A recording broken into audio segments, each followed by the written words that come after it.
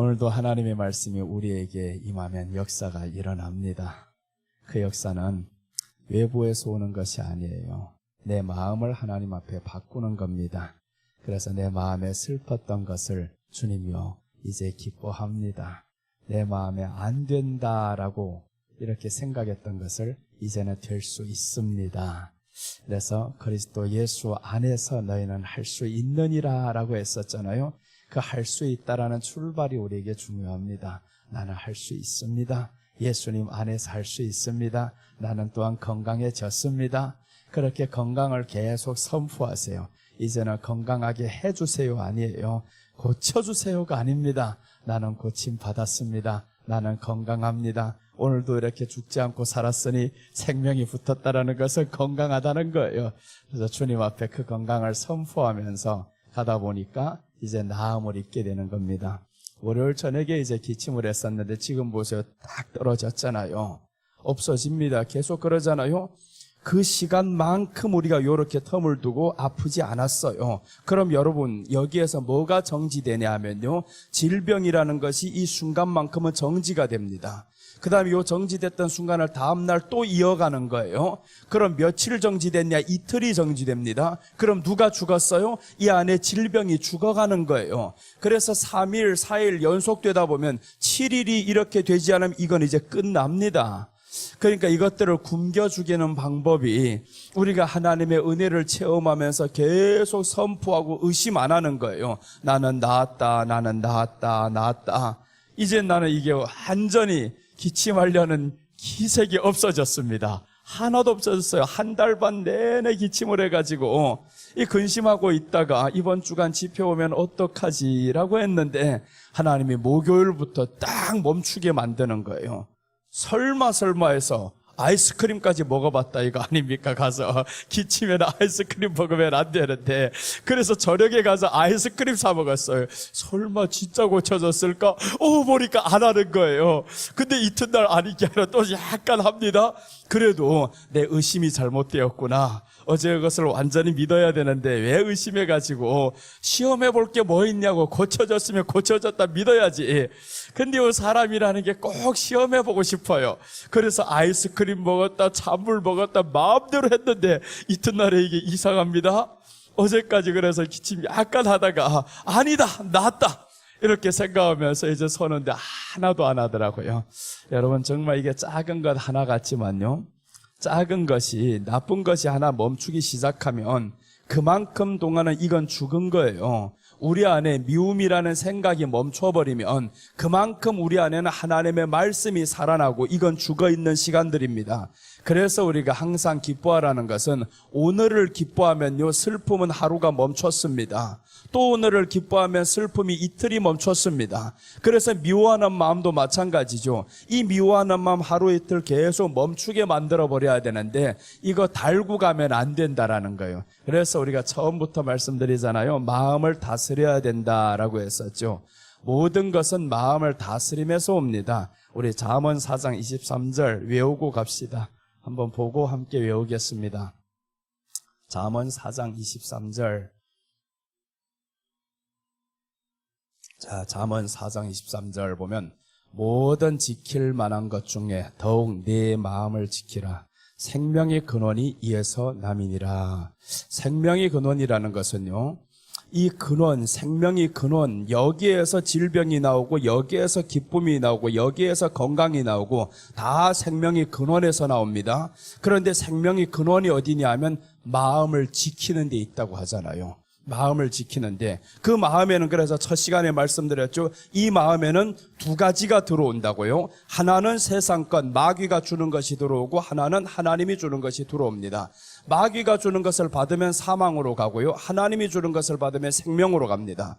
그래서 우리 안에는 하나님의 말씀을 더 많이 채우면 하나님께로 계속 이끌림 받다 보면 이 사람은 생명으로 계속 가는 거예요. 죽음에 대한 공포가 점점 사라집니다. 그래서 우리가 하나님의 지식이 이 안에 많이 들어와야 됩니다.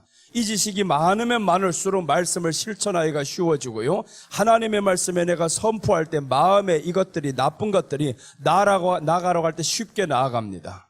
그러지 않으면 오래 간다 이거예요. 오래 가면 이 사람은 아직도 말씀이 나를 주장하지 못하는 거예요. 모든 지킬 만한 것 중에 더욱 내 마음을 지키라라고 했었잖아요. 마음을 지키는 것은 말씀이 들어와야 마음이 지켜집니다. 죄와 상관없어요. 이거는 죄를 이기라는 말씀이 아닌 거예요. 생명의 근원이 이에서 남이니라는 것은 우리 건강과 직결되는 문제다 이 말입니다. 그래서 건강하고 싶으면 마음이 먼저 건강해야 됩니다. 잠언에서 4가지 약이 나오는데 신명이 상하면 뼈를 상하게 하느니라 라고 말씀했어요. 신명이 근심은 뼈를 상하게 한다라는 거예요. 뼈가 상한다라는 것은 건강이 망가진다, 무너진다라는 말이잖아요. 그러면 신명에 근심이 없으면 뼈가 튼튼해진다는 말이죠. 건강해진다라는 말인 거죠. 그래서 우리가 근심하지 말고 살아야 된다라는 거예요. 예수님이 요한복음 14장 1절에서 말씀합니다. 너희는 근심하지 말라. 하나님을 믿으니 또 나를 믿으라 라고 말씀했었죠. 근심하지 말라. 이게 어디에서 왔어요? 마음에서 오는 겁니다. 마음을 지키지 못하는 데서 근심이 오는 거예요. 그래서 우리가 마음을 지키면서 이 마음에는 하나님의 말씀을 채워야 이제 다스려지는 겁니다. 그래서 하나님께 다스림받는 마음이 돼야지 내 육신대로 끌려가는 마음은 필경은 사망이다 라고 성경이 말씀하는 거예요. 자, 오늘 성경 이어가겠습니다. 어제 저녁에 아가서 2장 15절에서 17절 말씀 전하다가 모든 것 1, 2, 3을 다 처음에 서론만 전했어요. 깊이로 들어가지도 못했어요. 밤늦게 그렇게 설교를 오래 하다가 욕 뒤지게 쳐먹습니다. 축하를 실컷 받아놓고 설교 길게 해버려봐요. 욕먹을 짓인 거예요. 그래서 어제는 축하받고 잠깐 앞에 것만 맛배기로 하고 끝나는 게 지혜로운 자겠다 싶었어요. 그래서 어제 마치고 오늘부터 이제 깊이로 들어갑니다. 자, 어제 성도를 향한 예수님의 소원, 여기 제목이 있네요. 성도를 향한 예수님의 소원인데 이 성도는 아가서 본문에서 누구냐면 술람미예요. 그럼 이 말씀은 술람미를 향한 솔로몬의 소원이다라는 거죠. 본문 그대로 하면 술람미를 향한 솔로몬의 소원인데 설교니까 이제 바꿔버렸어요. 술람미는 성도를 예표하는 거구나. 그럼 우린 거예요. 성도를 향한 예수님의 소원이 있다라는 겁니다. 예수님의 소원을 이루실 정도면요, 예수님이 신뢰하는 사람이어야 됩니다. 예수님이 믿어지는 사람에게 자기의 소원을 말하는 거예요. 그래서 첫째 보시면 포도원을 허는 작은 여우를 잡으라라고 했습니다. 포도원을 허는 작은 여우, 어제 말씀드렸죠. 동정심, 불쌍함, 이런 것들이 주를 이루고 가면 안 됩니다. 내가 약하다고 해서 없다고 해서 동정심 받을 생각하지 말라는 거예요. 하나님이 너를 사랑했는데 누구의 동정심 받을 거예요? 이런 것들이 교회의 주를 가게 되면 항상 이게 약한 곳에 빠져 있게 됩니다. 하나님은 우리를 동정심 때문에 아닙니다. 내가 너를 생명 주고 바꿨는데 네가 누구에게 동정심 받고 누구에게 불쌍여김을 받고 누구에게 알아주기를 바라느냐. 하나님이 가장 슬퍼하는 일이 그거라는 거예요. 그래서 작은 여우를 잡으라. 요 작은 여우는 아주 보면 강교한 겁니다. 근데 강교한 게 드러나지를 않아요. 작으니까. 강교한 게 드러나지 않으니까 아주 보면 불쌍해 보여요. 네 애미 어디 갔냐 이러고 있잖아요. 이 작은 여우가 요 교회 안에 있는데 우리들 안에 동정심을 원하는 이런 마음들이 있어요. 교회가 언제부터인가 동정심을 원하고 불쌍히 여기기를 원하고 구제를 해주고 이게 주축이 되었단 말이에요. 그러니까 누구 사라졌어요? 예수님이 사라지는 거예요. 예수님 없어요. 그래서 어제 보았었잖아요. 사도행전에서 교회가 이런 것들이 주가 되니까 원망하니 불평하니 이런 것들이 나왔어요. 그래서 제자들이 다 모여서 회의를 하잖아요. 우리가 말씀을 제쳐놓고 공궤를 일삼는 것이 옳지 못하니 깨달아 버렸습니다. 말씀을 제쳐놨다. 구제 이쪽이 너무 앞서버렸습니다. 그리고 나아가서 약한 사람 도와주는 것, 없는 사람 도와주는 것, 물론 교회가 해야 됩니다. 그러나 구제는 전부가 아닙니다. 구제는 일부 사업에 불과합니다. 하나님의 말씀이 전부예요. 그래서 하나님은 작은 여우를 잡으라라고 했습니다. 왜 그러냐면 포도원이 너무 중요하다라는 거예요. 포도원이 중요하다라는 것은 우리가 너무 중요하다라는 거죠. 이 우리가 누구냐면 교회 된 자가 중요한 거예요. 아무나 다 중요한 게 아닙니다. 저 불신자 보고 당신이 천하보다 더 소중한 자요. 요거는 틀린 말인 거예요. 사람이 천하보다 더 중요한 게 아닙니다. 예수님의 피로 사신 사람이 천하보다 중요하고요. 그 예수님의 피로 사셨다라는 것을 아는 사람이 천하보다 중요한 거예요. 다 중요할 것 같으면 이 선지자에게 어떤 사람이 찾아와요. 그런데 엘리사가 불을 내려가지고 50명씩 죽여버리잖아요. 하늘에서 불이 내려와서 50명을 태워 죽여버립니다. 또 하늘에서 불이 나와서 50명을 태워 죽여버립니다. 이게 그러니까 모든 사람이 다 중요한 게 아닙니다. 누가 중요한 사람이냐? 교회가 된 사람인 거예요. 예수님의 피로 사신 교회가 된 사람이 중요하고요. 예수님이 교회의 머리가 된 사람이 중요합니다. 그래서 이런 교회를 주님은 지키기를 원한다라는 거예요. 주님이 이 교회를 지키기를 원한다. 이것을 우리가 알아야 되는데, 내가 그 교회가 되었으면 하나님은 나를 지키기를 원하시는 거예요. 그래서 우리가 찬송에 있죠. 하나님은 너를 지키기를 원하시는 자, 이런 찬송이 있어요. 하나님은 나를 지키시기를 원하신다. 그 내가 바로 교회된 자라는 거예요. 그래서 우리는요, 교회된 자는 왜 동정심과 불쌍히 여김과 사람들에게 필요 없냐 하면, 교회된 자는 예수님이 머리가 된 거예요. 예수님이 머리가 되었는데 내가 왜 사람들에게 불쌍히 여김을 받아야 됩니까? 물론 불쌍히 여겨주는 사람들이 있으면 좋아요. 나쁜 거는 아닙니다. 교회가 이게 없어야 된다는 말이 아니에요. 그러나 우리가 그렇게 해주는 사람 없다고 해서 네가 좌절하지 말라, 남을 비판하지 말라는 거죠. 우리 안에는 이미 왕 되신 예수님이 들어와 버렸고, 이 예수님이 왕이십니다.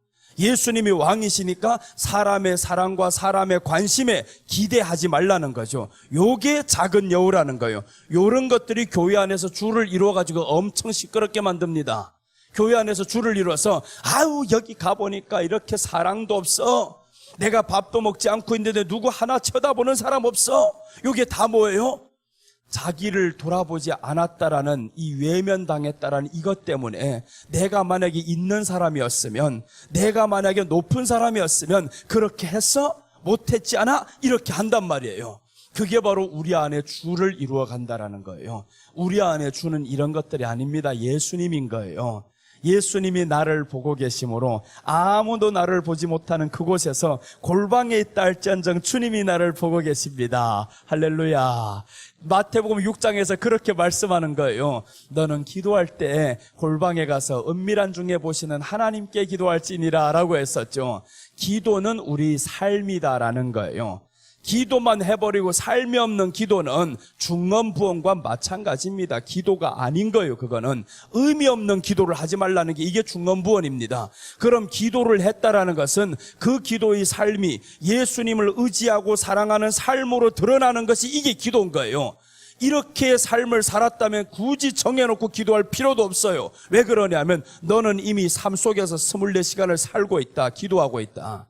그러니까 우리 삶이 더 중요한 이유가 삶이 기도가 돼야 된다라는 거예요. 왜 그러냐면 여기에 포도원이 누구냐면 예수님이 머리가 되었어요. 예수님이 머리가 되었으니까 예수님과 동행하는 그 자체가 우리에게는 기도가 되는 겁니다. 자, 그래서 작은 여우를 이제 다 잡아버립시다. 이 작은 여우 내 안에 거 잡아야 돼요. 나를 왜 알아주지 않아? 내가 왜 이렇게 아픈데, 이렇게 힘든데, 이렇게 없는데 누가 나를 쳐다보지 않아? 그럴 필요가 없다 이거예요.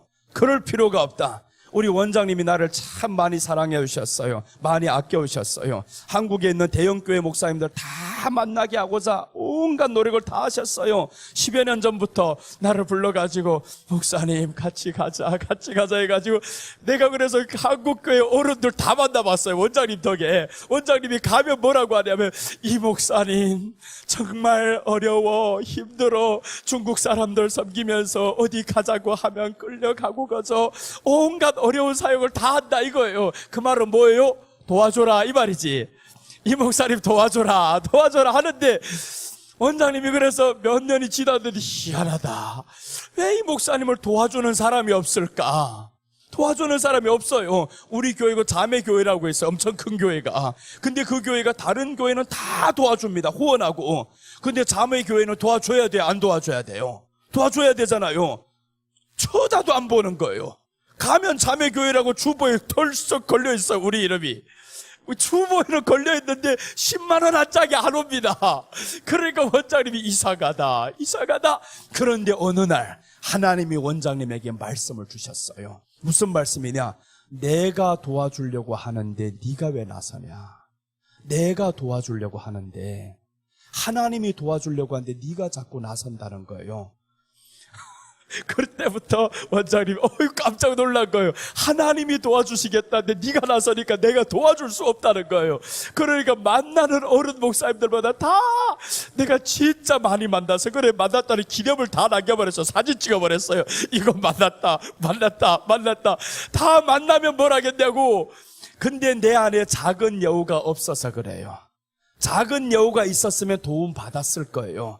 작은 여우가 없었거든요. 거기 가서 도와주세요라고 손 내밀지 못합니다. 왜 그러냐면 나는 그렇게 살지를 않았어요. 개척할 때부터 하나님의 도움을 받고 살았었고, 죽음 가운데서 하나님이 살려주셨고, 집에 장애인 아내가 지금 고침받았었고, 이 모든 걸 당당하게 다 봤는데 내가 사람 앞에 가서 구겨가지고 도와주세요 할 이유가 없더라고요. 그러니까 하나님이 도와주시겠다는 건, 너희가 너를 친히 도와주시겠다. 나뿐만 그러겠어요? 예수님의 피로 사신 저와 여러분이 똑같습니다. 똑같아요. 그러니까 우리 안에 작은 여우를 잡아버려야 되는 거예요. 이 작은 여우 때문에 하나님의 손길이 멈춰지는 거예요. 하나님의 손길이 맘에 훨씬 더 좋아요. 하나님이 한방 해결해 주니까 끝나버리는 걸 왜 사람이 수년새로 계속 도와줘야 된다 그럽니까? 그래서 내가 우리 교단에서 외국인 사역하는 사람들 100여 명이 모였을 때 국내 선교회 회장이 나보고 발표해라 가지고 나가서 했어요. 첫 번째 한마디, 첫 번째 말을 뱉었는데, 외국인 사역 성공하려면 후원하지 마십시오. 후원하지 말라 해가지고 선교회 회장은 기분 좋지. 그런데 사역하는 100여 명의 사람들 나를 총알질하고 난리가 났어. 이거 저런 이상한 게 나와가지고 엄청 욕 뒤지게 쳐먹었습니다. 괜히 말했다 싶었어요. 나 혼자 막 그렇게 하고 있었을 걸 하고 밉사하게 실컷 보였습니다.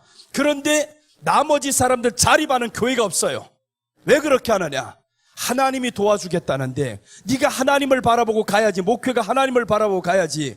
외국인 사역이 한국에서 나와 중국 사람이 나와 한다는 게 더 어려워요. 그거는 정말 어렵습니다. 별의별 조롱을 다 받았어요. 강남에서 시작하면서. 그래 내가 하나님 앞에 그래서, 아버지 나 같은 게 중국에서도 하기 어려운데 왜 이렇게 강남에 와서 시켰냐고.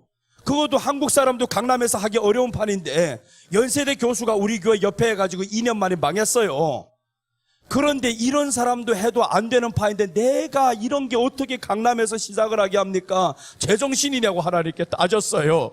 그랬더니 하나님이 아무 말씀도 안 하더라고요. 네가 제정신이 아니다 그러더라고요. 내가 제정신이면 했겠냐고요. 안 했지. 제정신이면 강남에서 붙어있지를 않아요. 제정신이 아니었지. 어떤 정신이 들어왔냐? 하나님의 말씀의 정신이 들어왔어요. 그러니까 세상 것을 헷갈하게 해가지고 거기 가서 더욱 들어앉았는데 세상에 살기 얼마나 어려운지, 사람들이 시선과 조롱과 별것들이 다 옵니다. 부흥이 되면 될수록 그런 사람이 더 많아집니다. 부흥이 안 된 게 아닙니다. 됐어요.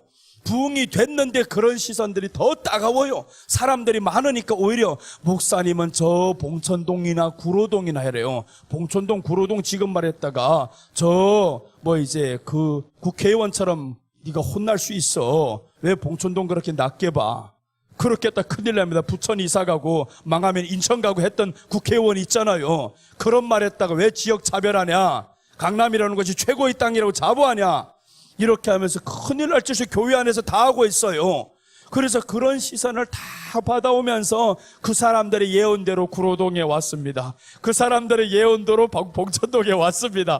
이렇게 수도 없이 이전을 하다가 하나님의 손길이 확 임하는 것을 순간순간 느끼게 됩니다. 여러분, 우리가 안 된다고 해가지고 하나님의 손길이 없는 게 아닙니다. 안 되는 것처럼 보이는 것 가운데서도 하나님은 늘 지켜보시고 있어요. 그래서 우리가 요 말씀 전에 2장 14절에서 예수님이 저를 향한 마음을 보여주고 있잖아요. 예수님이 술람미를 향한 그 마음을 보여주고 있는데 세 가지를 보았다라고 합니다. 네가 낭떠러지에 있다, 바위 틈에 있다, 은밀한 곳에 있는 나의 비둘기야. 자 보세요. 바위 틈, 낭떠러지, 은밀한 곳에 있는 나의 비둘기야. 비둘기가 저런 곳에 없어요. 평지에 있지. 비둘기는 평지에 있는데 이 비둘기가 누구냐 하면 예수님의 사랑하는 성도거든요. 이 성도가 서 있는 위치를 보니까 바위 틈에 있다라는 거예요. 얼마나 위험한 곳이에요. 그러니까 주님이 네가 처한 이 환경 위험한 곳인 건 내가 안다라는 거죠. 너무 잘 안다. 그리고 낭떠러지 가운데 있다. 낭떠러지, 이 낭떠러지 곧 떨어질까? 이게 너무너무 위험해요. 그런 가운데 처했고 은밀한 곳에 있다라는 것은 아무도 너희 환경을 알아주지 않는다, 봐주지 않는다, 그 말인 거예요. 지금 아무도 너희 아픈 환경을 모른다, 봐줄 수 있는 사람도 없다. 이런 것을 누가 보고 있느냐 하면 주님이 말씀하는데 나의 비둘기야 라고 하는 겁니다. 나의 비둘기야, 내 얼굴을 보게 하라, 내 소리를 듣게 하라, 이렇게 말씀하잖아요. 아무도 너를 보지 않지만 나는 너의 얼굴을 보기 원한다, 내 소리를 듣기 원한다. 그래서 마태복음에서 은밀한 중에 보시는 네 하나님께 기도하라 라고 하는 거예요. 사람에게 하지 말라. 사람이 말해봐도 의미 없어요. 그래서 오늘 여기에 작은 여우를 잡으라는 것은 앞에 배경과 다 연관이 됩니다. 네가 힘들다고 사람에게 위로받을 생각하지 마. 바위 틈에 있다고 해가지고 누가 건져주기를 기대하지 말라는 거예요. 내가 너를 보고 있다라는 겁니다. 그래서 이사야서에서는 뭐라고 말씀하냐면 독수리 날개 치듯 하나님이 우리를 보호하신다라는 거예요. 그 독수리 날개로 옮겨버리신다는 겁니다. 옮기는 날이 옵니다. 평생 바위 틈에 있을 것 같아요? 아닙니다. 그래서 이제 작은 여우를 잡으라라고 해서 작은 여우를 잡으라. 자, 이제 성경 한번 찾아보겠습니다. 예레미야 2장 3절입니다. 예레미야 2장 3절.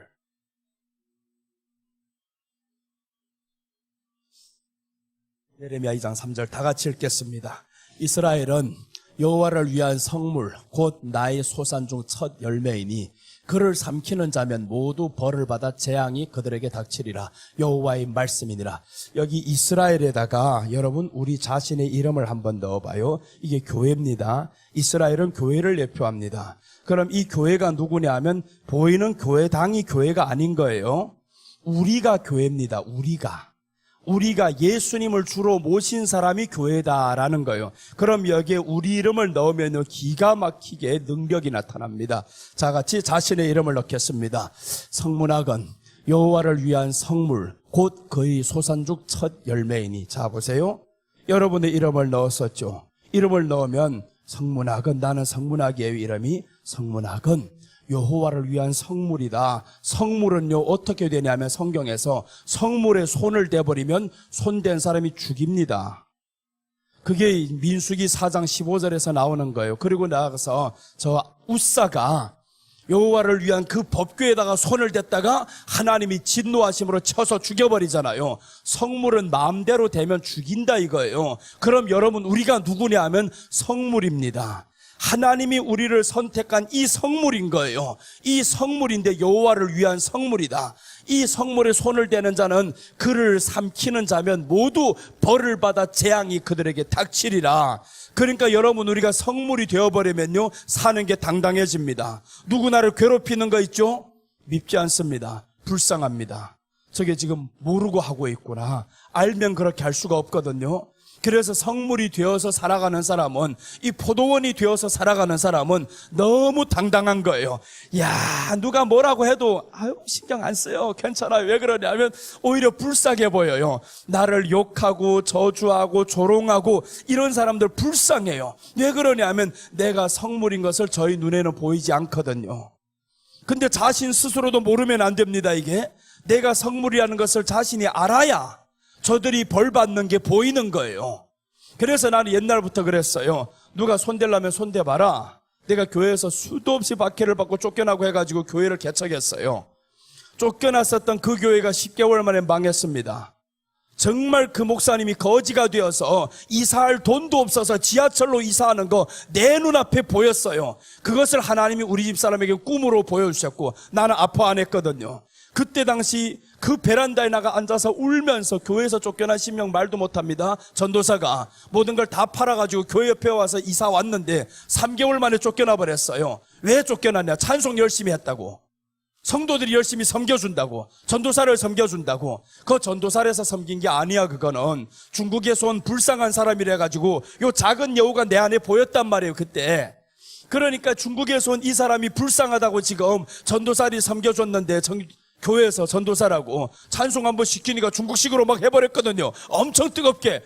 그랬더니 사람들이 신나서 집에 있는 거 다 가져다 주는 거예요. 유통기한 다 간 거, 유통기한 지난 거, 그거 가져뒀지. 그래 내가 그거 목사님에게 시기를 받아 그거 목사님께 갖다 줄까 하다가 안 갖다 줬어요.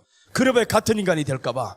그래서 그걸 말 안 하고 교회에서 쫓겨났어요. 쫓겨났는데 마음이 너무 아픈 거예요. 왜 아프냐면 교회가 이렇게 되면요, 이 교회가 하나님의 교회가 아닌 거예요. 그럼 하나님의 손이 저기에 지금 될 게 뻔히 보인단 말이에요. 너무 마음이 아파서 베란다에 나가서 실컷 울고 있는데 하나님이 너 왜 우느냐 라고 하면서 상한 심령을 치유하는 그것을 내가 본 거예요. 하나님이 나의 상한 심령을 치유하는구나. 그러면서 그때 라파 교회가 개척이 된 겁니다. 강남에서 개척이 됐는데 15일 만에 하나님이 30명 채워주셨어요. 우리 집이 원룸에서 살았는데 옥탑방입니다. 5평밖에 안 돼요. 5평밖에 안 되는데 15명이 앉아버렸습니다. 그 안에. 한 달이 지나고 나니까 그 교회 나오는 집사님이 하는 카페가 있어요. 카페가 그 강남에서 최고층에서 제일 비싼데 거기 가서 하게 만들어요. 그러니까 하나님의 역사는 알 수가 없는 게 성물이 되는 게 중요하다 이거예요. 내가 하나님의 성물 되고 알고 살면요 부러울 것 없습니다. 남이 욕하는 게 시비 걸어도 괜찮아 이거. 그래서 우리 집사람은 꿈에서 보는데 그 사람이 이사 가는 걸 꿈에서 본 거예요. 그러면서 머리에서 비늘 같은 것이 떨어졌습니다. 근데 비늘이 떨어지는데 깨나고 나니까 마음이 그렇게 시원하더라는 거예요. 무슨 꿈인지는 그때 당시에는 몰랐어요. 10개월이 지났는데 우리 집사람 피아노 학원을 다니고 내가 매일 저녁마다 마중 나갑니다. 그 신사역에 마중 나가 8번 출구에서 마중 나가서 언제 오랴 하고 기다리고 있어요. 나는 돈도 못 벌고 일도 못 하잖아요. 이 교회 개척했다 그래가지고 학교 다녀야 되고 그러고 있는데 이 집사람이 오기 전에 이 목사님이 짐 싸들고 어디를 내려가는데 엄청 큰 짐을 싸들고 지하철로 내려가는 거예요. 웬일이지? 왜 이런 짐을 싸들고 가? 그래서 이제 올라가다가 우리 집사람 만나서 그 교회 앞으로 건너가는데 세상에 교회가 문 닫는 거예요. 그러니까 여러분 우리가 교회라는 게 하나님의 말씀이 주가 돼야 되는데 시기가 앞서 버렸잖아요. 미움이 앞서 버렸잖아요. 그럼 너는 뭐가 없냐면 포도원이 아니라는 사실이에요. 포도원이 아니면 포도원이 된 사람을 너 손대 내가 너를 치겠다. 그러니까 여러분 우리가 내가 포도원이 되는 게 중요합니다. 내 안에 그래서 작은 여우를 없애버려라고 했죠. 작은 여우가 있으면 하나님의 손길이 우리 안에 머물 수가 없어요. 그 작은 여우 오늘 후에 온 사람들 위해서 다시 설명할게요. 작은 여우는 무엇이냐면 사람들에게 불쌍히 여김받고자 하는 것, 내가 이렇게 없으니 당신이 나를 도와주세요 하는 시선, 이런 것들이 작은 여우인 거예요. 이것들이 교회 안에서 주가 되어버리면 교회의 성격이 그러면 복지센터가 된다라는 겁니다. 교회는 복지센터가 아닙니다. 교회는 영혼을 살리는 곳이에요. 영혼 살리는 것은 먹을 것 줘서 살리는 게 아니다 이거예요. 말씀을 줘야 살아나지. 그래서 우리가 작은 여우를 헐어버리자. 그런데 이 포도원을 누가 손대면 내가 하나님이 말씀하잖아요. 그를 삼키는 자면 모두 벌을 받아 재앙이 그들에게 닥치리라. 여호와의 말씀이니라. 너무 확실하다는 거예요. 여호와의 말씀이니라. 성경에서 이런 말씀들이 가끔 나올 때는 꼭 줄을 쳐놓고 그 아래 내용을 기억해야 됩니다. 만군의 여호와의 말이니라 라는 것은 너무 확실한 거예요. 만군의 여호와는 자기 이름을 걸고 하나님이 하시는 겁니다. 오늘 이 말씀은 하나님이 자신의 이름을 걸고 지금 말씀하는 거예요. 여호와의 말씀이니라 라고 하는 게. 근데 이게 누구를 위한 거냐 하면 이들은 나의 성물이다. 이스라엘 성문학 여러분은 하나님의 성물입니다. 이렇게 말씀하는 거예요. 이 사람들을 손대는 자는 어떻게 되냐? 하나님이 치겠다라고 하잖아요. 오늘 여기에는 치는 것이 보이지 않습니다. 나오지 않죠. 내용은 이제 스가랴서 14장 2절 한번 가봐요. 치는 내용이 나옵니다. 어느 정도로 치냐 상상도 못합니다. 요거 알면요 여러분을 괴롭히는 자가 있으면 불쌍히 여기세요. 정말 불쌍한 사람들입니다. 자 이제 한번 읽겠습니다. 예레미야 14장입니다. 예레미야 14장 12절. 예레미야 14장 12절. 이게 아니구나. 죄송합니다. 스가랴예요. 스가랴 14장 12절. 스가랴 이렇게 하다 보면 말이 허튼 말이 막 나가요. 스가랴 14장 12절 한번 보겠습니다. 우리 다 같이 읽겠습니다. 예루살렘을 했는데 예루살렘에다 여러분들이 이름을 넣습니다. 이제는 더 진보적으로는 이스라엘보다 더 가까이 들어간 게 예루살렘인 거예요. 예루살렘은 성전이 있는 곳입니다. 그러니까 예루살렘은 성전인 거예요. 즉 포도원이고 교회인 거예요. 그래서 교회는 누구라고 했어요? 예수님의 이름을 가진 자, 예수님을 머리로 삼고 사는 자, 이 사람이 교회입니다. 그래서 이제 여기에 자신의 이름을 넣고 한번 또 읽어보겠습니다. 다 같이 큰 목소리로 자신의 이름을 넣어서 예루살렘에, 자 시작. 성문학을 친 모든 백성에게 여호와께서 내리실 재앙은 이러하니 곧 섰을 때 그들의 살이 썩으며 그들의 눈동자가 눈구멍 속에서 썩으며 그들의 혀가 입속에서 썩을 것이라. 세 가지가 썩는다고 하잖아요. 누구를 친 사람이요? 하나님의 백성 된 사람을 친 사람은 여호와께서 말씀하죠. 여호와께서 내리실 재앙은 또 이름을 걸고 하는 겁니다. 너무 확실하다. 너를 친 사람 여호와께서 내리실 재앙을 아래와 같이 지금 세 가지가 나온다 하고 말씀을 하는 거죠. 그러니까 이제 보세요. 이 재앙은 이러하니 곧 섰을 때 그들이 살이 썩으며, 섰을 때 그들이 살이 썩는다라는 건 지구상에서 가장 큰 고통입니다. 가장 큰 고통.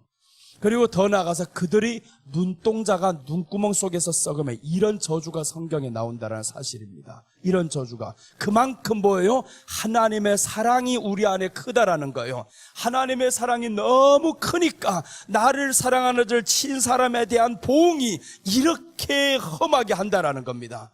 이게 하나님이 우리를 향한 사랑이라는 겁니다. 그러니까 이 내용을 알면 우리를 괴롭히는 자가 있으면 얼마나 불쌍해요. 그래서 내가 교회가 되는 게 중요하다라는 겁니다. 내가 교회가 되어버리면 그럼 예수님께서 말씀하는 거예요. 예루살렘을 친 모든 백성에게 여호와께서 내리실 재앙을 봐라라고 말씀하죠. 저들이 섰을 때 살이 썩으며 그들의 눈동자가 눈구멍 속에서 썩으며 그들의 혀가 입속에서 썩을 것이라. 이 썩는다라는 것은 상상 못할 일입니다. 그런데 썩는다라고 성경에서 3번씩이나 표현을 하는 거예요. 여러분, 이 말씀은 하나님이 우리를 향한 정말 상상할 수 없는 사랑을 의미하는 거예요. 내 자식을 손댄 사람을 내가 그토록 분노한다라는 거예요. 엄청나게 분노한다. 그러니까 성경에서 뭐라고 말씀하냐면 원수를 여호와께 맡기라라고 하는 거예요. 네가 아픔을 당했느냐? 여호와께 맡겨라. 하나님께 맡긴다 하면 어떻게 봐야 되냐면 하나님이 내리실 재앙을 우리는 보는 거예요. 그러니까 그 사람이 불쌍한 거예요. 어떤 사람 그럽니다. 목사님, 내가 목사님을 그렇게 괴롭히고 뒤에서 흉보고 했는데 내가 밉지 않다고요? 헤이, 안 믿어요. 이런 사람이 있었어요, 예전에. 우리 그 전도사 중에 한 사람이 내가 목사가 되고 나서 안수 받고 나서 전도사가 4명이 교회 왔어요. 뭔 그런 교회 전도사들이 그렇게 많이 온지 몰라. 우리는 사례비도 안 줍니다. 없어요. 나도 못 받는데 뭔 사례비를 줘. 그런데 4명이나 와서 앉아있어요. 요 중에 한 사람이 그러는 거예요. 세 사람은 전도사를 임명했는데 원래 신학교 다니면 다 전도사예요. 나는 그렇게 안 합니다. 우리 교회 와서 인정되면 전도사요. 안 되면 집사예요, 이거. 그래서 3사람은 전도사 되고 한 사람이 전도사가 안 됐어요. 집사가 됐단 말이에요. 그러니까 이 사람이 뒤에 돌아다니면서 씹고 난리 났어요, 나를. 씌우면 내 귀에 안 들어올까, 그게. 다 들어오지. 야, 씹는 사람들 조심해야 됩니다. 가서 이런 말 절대 하지 말아요. 내가 오늘 이렇게 한 말 절대 다른 데가 말하지 마. 그 순간 다 말했어요. 벌써 미리 다 말했어요. 그렇게 말할 게 두려우면 말하지 마세요. 말하지 말아야 되는데 그 집사가 돌아다니면서 다 그 얘기를 하고 왔는데 몇몇 사람들이 다 내게 말하는 거예요. 나는 말하는 사람도 알아요. 왜 말해줘. 그런 소리 들어가지고 기분 좋을 사람 어디 있다고. 옮기지 않는 게 더 낫지. 그런데 내가 그 소리를 듣고 다 알고 있는데 그 집사님이 오히려 불쌍해 보여요. 이 불쌍한 사람아, 자신을 왜 그렇게 모르냐 하고 하나도 밉지 않아요. 그런데 너무 어처구니 없는 일이 일어나는데 찾아와가지고 목사님, 나를 미워하는 거 내가 안다는 거예요. 내가 언제 지를 미워한다고. 미워한 적도 없는데 불쌍하게 생각하지. 정말 불쌍해요, 이런 사람들을 보면. 그래서 그 사람은 훗날에 목회하러 나갔어요. 목회하러 나도 어느 시장에서 한번 얼떨결에 만났어요. 그러니 나보고 목사님 하는데 그 교회를 가봤어요. 그랬더니 3년 내내 하고 있는데 한 사람도 안 온답니다. 3년 내내 내가 그렇게 하지 말라 그랬어요. 집사님 하지 마세요. 아닙니다. 왜 그래 말했냐면 아니거든요. 보니까 아닌데 자기는 자꾸 사명받았다 그러고 그래서 나가서 개척을 했는데 3년 내내 한 사람 안 오면 접어야 하잖아요. 그게 뭔 사명입니까? 너 자신이 지금 죽어가고 있다. 자기가 나아가서 다른 교회 가서 은혜를 받아야지. 그 사람만 기다리고 있으면 오냐고. 절대 아닙니다. 그래서 이 사람이 훗날에 이제 깨달았으면 좋은데 깨닫지 못하더라고요. 여러분 왜 깨닫지 못하냐면요. 이제 둘째로 넘어가면 여기입니다. 날이 저물기 전에 돌아오라고 했는데 요게 늦어지면요 회개가 안 됩니다. 늦어지면 회개가 안 된다라는 거예요. 그래서 날이 저물기 전에 늦기 전에 회개하라는 겁니다. 오늘 보세요. 포도원을 친 사람들이 얼마나 큰 재앙이 있는가. 그러니까 여러분 우리가 포도원에 작은 여우를 잡는 것이 우리에겐 너무 당연한 거예요. 내가 사람들에게 불쌍히 여김을 받는다거나 작게 보인다거나 안 돼 보인다거나 그렇게 해주는 사람이 있으면 좋지만 기대는 하지 말자는 거예요. 사람에게 그런 기대는 하지 말자. 나를 도우시는 사람은 하나님이시다. 그분이 나를 도우시는데 내가 사람을 기대할 바가 없다라는 거죠. 자, 둘째 이제 보시면 날이 저물기 전에 돌아오라라고 성경이 말씀합니다. 아가서 2장 17절에서 나오는 말씀인데요. 자, 보세요. 내 사랑하는 자야, 날이 저물고 그림자가 사라지기 전에 돌아와서 베델의 산의 노루와 어린 사슴 같을지라. 베델의 산의 노루와 어린 사슴은요, 그 안에서 가장 행복한 상태를 의미합니다. 그 산에서 위험한 곳이 없는 그 산에서 뛰노는 노루와 사슴 같도다라고 했었잖아요. 그러니까 네가 나아가서 이렇게 고생한다 할지라도 날이 저물기 전에 돌아오면 이와 같이 된다라는 겁니다. 내가 너희 과거를 묻지 않겠다. 하나님은 과거를 묻지 않아요. 그래서 이제 돌아오라고 하는데 그게 언제냐면 날이 저물기 전에, 나가서 그림자가 사라지기 전에라는 것은 밤이 되기 전이라는 거죠. 밤이 되면 그림자가 안 보이잖아요. 그럼 위험하다 이거예요. 밤이 되면 누가 있냐면 요한복음에서는 도적은 밤에 행한다라고 합니다. 도적은 밤에 있어요. 그러니까 악한 것들이 우리를 괴롭힐 때 언제냐면 회개가 늦어질 때 저것들이 우리를 마음대로 손댈 수가 있습니다. 이미 하나님의 손 밖에 나가버렸잖아요. 날이 저물기 전에 나가버렸으니까 하나님의 손 밖에 나갔으니까 하나님은 기다릴 뿐입니다. 아담이 왜 돌아올 수 있냐면 아담은 하나님이 찾을 때 어떻게 하냐면 내가 벗었으므로 두려워하여 숨었나이다라고 했는데 그게 회개입니다. 벗었다라는 것을 알잖아요. 내가 선악과를 먹었더니 벗었으므로 숨어야지. 네가 벗었는데 당당하게 와가지고 내가 벗었나이다 이러면 안 되잖아요. 그러니까 하나님 앞에서 숨어버린 거예요. 주님, 내가 벗었습니다. 벗었으니 두려워해서 숨었습니다. 그래서 하나님이 저에게 옷을 입혀주는 거예요. 이게 돌아오는 거잖아요. 빨리 돌아오는 겁니다. 아담이 그래, 첫째 아담이 참 훌륭한 사람인데 이분은 빨리 돌아와요. 빨리 돌아오는 사람들 성경에 몇몇 있습니다. 어제 늦게 돌아오는 사람들 설명드렸죠. 나오미와 엘리멜렉은 늦게 돌아오다가 남편이 죽고 두 아들 죽고 했었죠. 탕자가 늦게 돌아오다가 재산을 탕쳤고 사람에게 다 미움받았었고 짐승에게까지 다 쫓겨다니면서 살았었죠. 늦게 돌아오면 다 잃어버립니다. 그런데 믿음의 조상 한번 봐요. 믿음의 조상도 똑같이 떠나갑니다. 믿음의 조상 아브라함이 떠나가지 않는 게 아닙니다. 환경을 만나면 사람들은 넘어지게 되어 있어요. 좌절하게 되어 있습니다. 그 가운데서 환경 만났다고 할렐루야 이런 미친 사람 없어요. 아브라함도 믿음의 초기 때는 하나님이 부르십니다. 갈대아 우르 아비집을 떠나라 해가지고 이 사람이 이제 드디어 도착한 곳이 하나님이 지시하는 땅.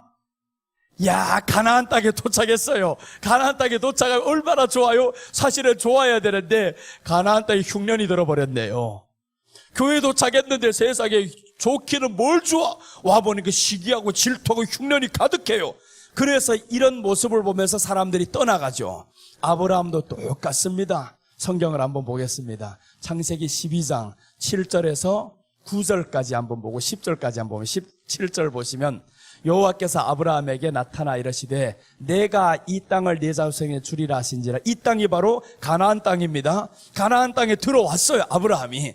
가나안 땅에 들어와서 하나님이 약속을 하죠. 이 땅을 네 자손에게 주리라 하신지라. 자기에게 나타나신 여호와께 그가 그곳에서 제단을 쌓고, 여기까지 너무 좋았습니다. 야, 하나님이 드디어 이 땅에 나를 인도했어. 내가 그래서 이제 하나님을 위해서 제단을 쌓아 예배를 드렸어요. 예배를 드리고 그 다음에 보세요. 8절부터 거기서 베델 동쪽 산으로 옮겨 장막을 치니 서쪽은 베델이요 동쪽은 아이라. 그가 그곳에서 여호와께 제단을 쌓고 여호와의 이름을 부르던. 여기까지 너무 좋지. 이제부터 문제가 생깁니다. 왜 문제가 생기냐면 제단을 쌓을 때까지 좋은데 그 다음에 자기 장막을 쳤어요. 장막을 치면 이스라엘 백성들은 장막 치는 문화가 아닙니다. 옮겨 다니는 문화예요. 근데 장막을 쳐버렸습니다. 장막을 쳤으니까 이제 거주하겠다 이거죠. 야, 하나님이 인도한 땅이니까 내가 거주해. 그랬으면 거주해야지. 그런데 뒤에 보면 9절을 보세요. 9절 딱 보면 점점 남방으로 옮겨갔더라. 아니, 베델에 있으면서 제단도 쌓았고 장막도 쳤고, 그럼 남방으로 옮겨가면 안 되거든요. 남방으로 옮겨가는 거, 이 사람이. 남방은 어디냐가 중요합니다. 남방이 어디냐 10절에서 말씀합니다. 그 땅에 기근이 들었으므로 아브라함이 애굽에 거류하려고 그리로 내려갔으니.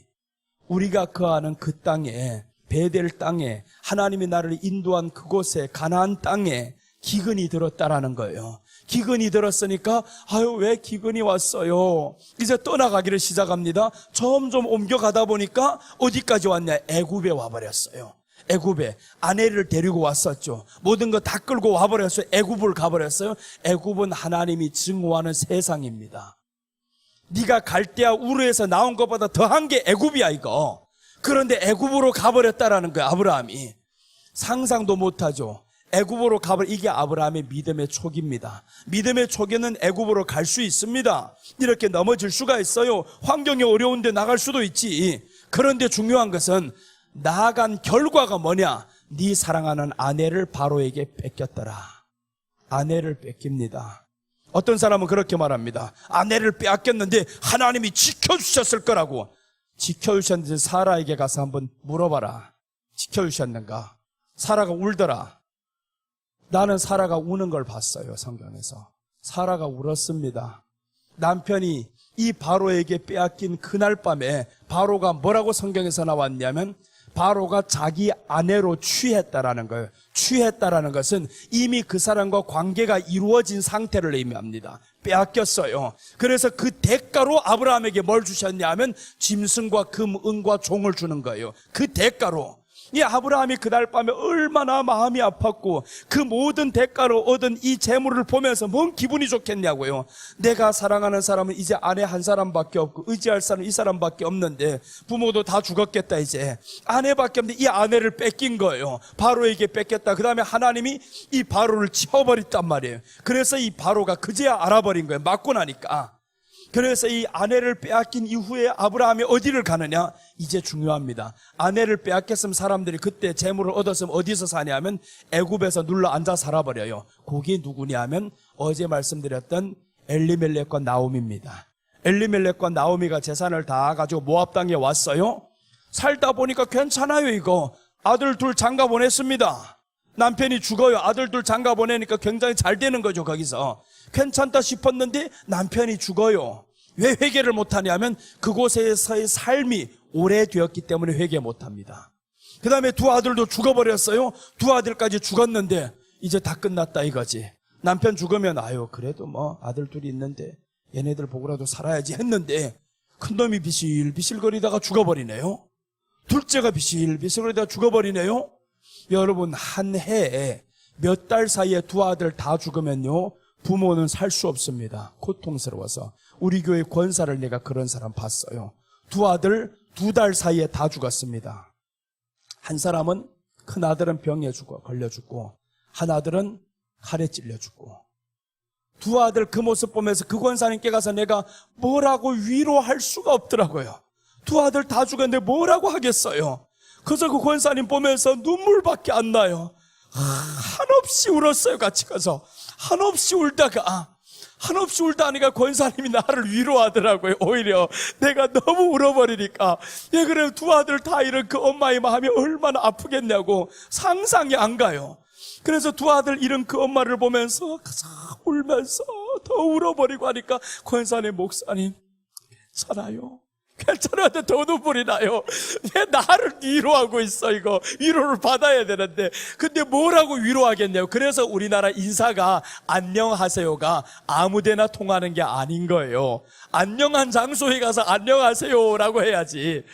그래서 하나님의 평강이 우리에게는 항상 있어야 되는데 평강의 환경을 하나님이 만들어 주시는 거예요. 그래서 두 아들 잃었던 그 권사님이 드디어 이겼습니다.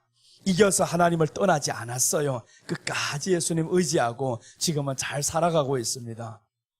그런데 이 나오미가 두 아들을 잃고 보니까 이제 정신 차리는 거예요. 정신 차리고 내가 모압에서의 세월이 이렇게 참 비참했다, 떠나온 것이 잘못되었다, 이것을 아는 순간 소식이 들려옵니다. 저기서 양식 준다는 소식이 와요. 그래서 다시 올라갑니다. 이게 뭐예요? 너무 늦었다 이거죠. 회개가 너무 늦었다.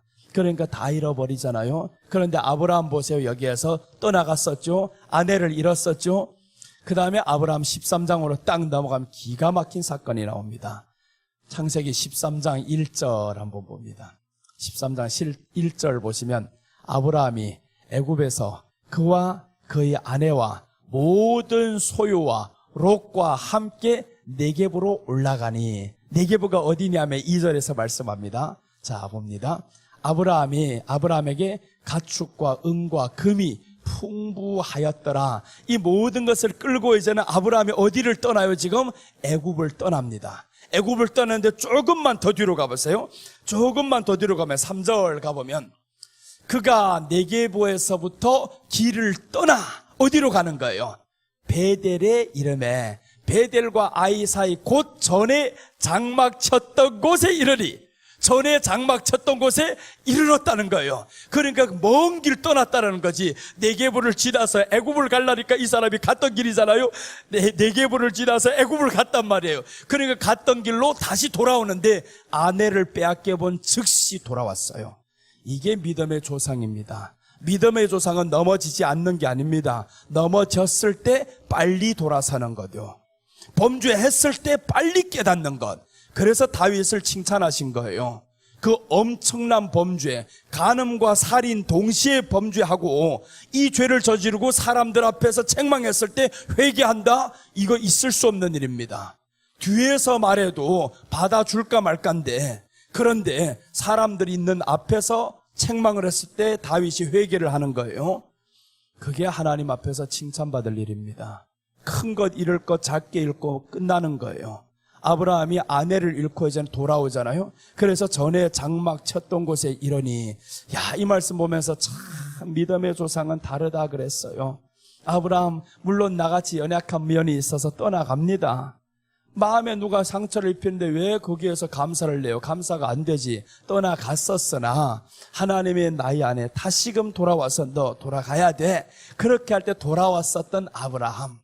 그래서 이 아브라함을 하나님이 칭찬하는 거예요. 날이 저물기 전에 돌아오라 했는데 늦기 전에 회개입니다. 늦기 전에 회개하라. 늦지 않았어요. 우리에게는 다 회개해야 될 부분들이 있습니다. 그 회개는 뭐냐면 예수님을 믿지 않는 것부터 회개해야 된다. 믿지 않는 결과가 뭐냐? 두려움이 왔다 그랬죠. 선악과를 먹은 결과가 두려움이 왔었다. 오늘날에요, 예수님 믿지 않는 사람 없습니다. 다 믿는다 그래요. 교회 다니는 사람 다 믿는데 내막을 들여다봐라. 믿는가? 안 믿어요.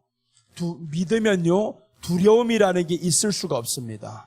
예수님이 말씀하죠. 근심하지 말라, 두려워하지 말라, 내니 두려워하지 말라라고 했어요. 내니 두려워하지 말라, 근심하지 말라, 두려워하지 말라. 그러니까 내니 하나님을 믿으니 또 나를 믿으라, 이 말씀을 했단 말이에요. 하나님을 믿으니까 나를 믿으라. 그럼 두려움이 없어야 되고 근심이 없어야 되는데 교회 안에 다 가지고 살잖아요. 온통 근심과 두려움 속에 빠져 살잖아요. 그러면서 자기들이 믿는다라는 거예요. 믿지. 그걸 해결해 주기만을 믿지. 예수님을 사랑하는 믿음으로 가버리면 두려움과 근심이 떠나가 버립니다. 아픈 근심이 떠나가고 질병이 떠나가고 이게 근심이 안 되는 거예요. 질병이 왔어요? 그럼 할렐루야, 아버지 의사가 6개월이라는데 주님 앞에 갈 날이 6개월 남았네요. 만날 날이 6개월 날 소망인 거예요. 그게 근심이 없고 두려움이 없어지면 그 소망을 가지고 오히려 살아가다 보니까 살아나는 거예요. 왜 그러냐면 내 안에 두려움이 떠나가 버리니까 내 안에 세포들이 살아나는 겁니다. 이 세포들은 소리를 듣고 있습니다. 우리들이 지금 정상적이고 내 안에 담대하고 기뻐하고 이런 마음으로 살아가면 세포들이 안에서 느끼는 거예요. 이게 어제하고 오늘 달라졌네. 미쳤나 이거. 이러는 거, 이 안에서 미쳤나 하고, 어제 보니까 걔가 그러잖아요. 전주환이가 내가 미쳤어요. 사람을 죽이고 보니까 미쳤어요 하는데 귀신이 이제 나가버리고 나니까 아는 거예요. 내가 미쳤다라는 사실. 그럼 어제까지 내가 두려워하던 게 오늘 두려워 안 하는 거예요? 이건 제대로 미친 거지. 누구 왔어요? 지금 성령님이 온 거예요. 성령님이 오고 믿음이 생긴 거예요, 이제. 그러니까 두렵지 않은 거예요. 어제까지도 두려웠었는데 이제 오늘 하나님의 나라가 그려지는 거예요. 그래서 술람미가 자기 스스로 독백을 하는데 내 사랑하는 자의 목소리로다. 아무도 안 들려요. 근데 혼자서 내 사랑하는 자의 목소리로다. 그가 산을 넘어 내게로 달려오는구나. 이게 보이는 겁니다. 사랑하는 예수님의 소리를 알아들을 수 있고요. 산을 넘어 내게로 달려온다라는 겁니다. 예수님이 달려온다라니까 얼마나 신나요. 그러니까 예수님께 가는 이 마음이 내가 빨리 가는 게 유익하지. 그러니까 이런 마음 가지고 이런 믿음이 우리 안에 있으면 정말 하나님을 믿는 거예요. 그래서 우리는 이 믿음에 이르러야 됩니다. 아브라함이 처음에 떠났었던 그 믿음은요, 어떤 믿음이냐면 불신앙에서 계속 갑니다. 믿음의 출발은 맞아요. 여호와의 말씀을 좇아라고 12장 4절에 말씀합니다. 여호와의 말씀을 좇아. 15장 6절에는 여호와의 말씀을 믿으니 그것을 의로 여겼다. 그런데 왜 자꾸 이렇게 하나님이 시험하냐 하면 진정 믿었을 때는 언제냐면 창세기 22장 10절부터 12절에서 진정 믿었을 때입니다. 그때 하나님을 진짜로 경외하는 거예요. 하나님이 그때 인정합니다. 네가 이제야 나를 경외하는 것을 내가 알았노라 라고 합니다. 이제야 경외한다. 경외라는 것은 사랑을 의미합니다. 왜 사랑이라는 것을 알 수 있냐면 아들을 달라고 할 때, 아들을 번제로 바치라고 할 때 아들을 바친다라는 것은 아들보다 하나님의 말씀이 중요합니다. 이 고백이 예수님이 베드로에게 물었던 고백입니다.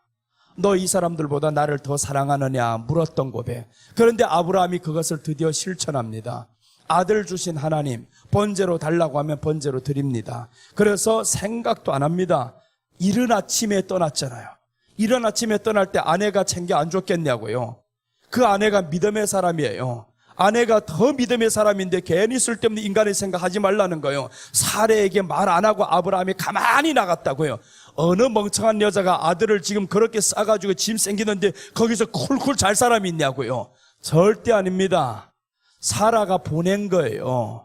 사라가 보냈다라는 것을 어떻게 알 수 있냐면 사라가 창세기 21장 5절과 6절 보면 하나님이 나를 웃게 하신다라는 거예요. 아들을 보는 순간 하나님이 나로 웃게 하시니라고 말씀을 해요. 그러니까 이제는 사라에게도 아들이 중심이 아닌 거예요. 하나님이 더 중심이 되어버렸어요. 그 하나님을 향한 사랑 때문에 하나님이 요구하니까 기꺼이 드리잖아요. 그래서 아브라함이 가서 보세요. 번제단을 다 쌓아놓고 이삭이 물어보잖아요. 갈 때 아니 번제할 이 단은 있는데 제물이 어디 있습니까? 라고 하니까 아브라함이 여호와께서 준비하셨다. 그 준비하셨다라는 그 염소 새끼를 보고 말하는 게 아니에요. 준비한 게 누구냐면 너다라는 거죠. 준비하셨다. 너다라는 것을 아브라함은 알고 있어요. 그래서 이제 위에 올려놓고 칼로 찌르려고 하는데 하나님이 멈춰라 하잖아요. 아브라함아 멈춰라는 거예요. 그때 멈추고 보니까 옆에 있는 걸 봤지 있는 거 보고 찌른 게 아니다 이 말입니다. 하나님이 멈춰라 했을 때 저기에 걸 보여주신 거예요. 네가 나를 경외하는 줄 내가 알았도다 하나님이 말씀하죠. 그러니까 이 믿음에 가는 게 바로 사랑의 믿음입니다. 우리가 그래서 처음에 출발은 이렇게 아브라함과 같이 이 믿음으로 출발하는 거예요. 아들 주세요. 아들 주세요. 하나님 도와주세요. 이렇게 출발을 하다가 이 믿음이 드디어 어디까지 갔냐 하면 하나님을 사랑하는 믿음에 와버렸어요. 하나님을 사랑하는 믿음이 오니까 아들을 달라고 할 때 바치는 겁니다. 그럼 여러분 이제 이것을 우리 삶으로 가져옵니다. 삶으로 가져왔을 때 여러분 환경이 어려워졌어요. 질병이 왔어요. 그럼 환경보다 중요한 게 누구냐? 하나님이시고요. 질병보다 중요한 게 하나님이시고 자식보다 중요한 게 하나님이시고 그 하나님이 더 중요하다라는 거예요. 그 더 중요하신 하나님 앞에서 우리가 삶으로 이제 고백하면서 가는 거예요. 그럼 하나님이 우리 안에서 역사를 하시는데 준비했다 하잖아요. 너희 건강을 내가 준비했다. 너는 지금 죽게 생겼는데 나를 보면서 더 기뻐하는구나. 내가 너희 건강을 준비했어. 너희 아들 내가 준비했어. 이렇게 오히려 얻는 건데 근데 사람들이 모르고 자꾸 그것만은 붙잡고 있단 말이에요. 그럼 준비시켜 준 것은 그대로 있습니다. 준비시켜둔 것은 언제 받을 수 있냐면 하나님을 더 사랑할 때. 그래서 예수님이 말씀하잖아요. 누구든지 나보다 더 중하게 여기는 것은 합당하지 않다. 합당하지 않다라는 거예요. 나보다 더 중하게 여기면 안 된다라는 거예요. 예수님을 더 중하게 여겼을 때 오히려 준비시켰던 것이 빨리 돌아오는 거예요. 그 비밀을 우리가 알면 하나님 앞에 내가 없는 것 때문에 상처받은 것 때문에 절대 아파할 일이 없다 이거예요. 그래서는 늦기 전에 우리는 회개해야 됩니다. 늦기 전에 빨리 돌아오는 게 너무 중요한 거예요. 그래서 아브라함을 통해서 여기까지 보고요. 자, 이제 셋째로 넘어가겠습니다. 사랑하는 자에게 속해야 한다. 예수님과 하나 되길 원한다라는 것을 어제 설명드렸습니다. 자, 16절입니다. 예수님과 하나가 되어야 된다.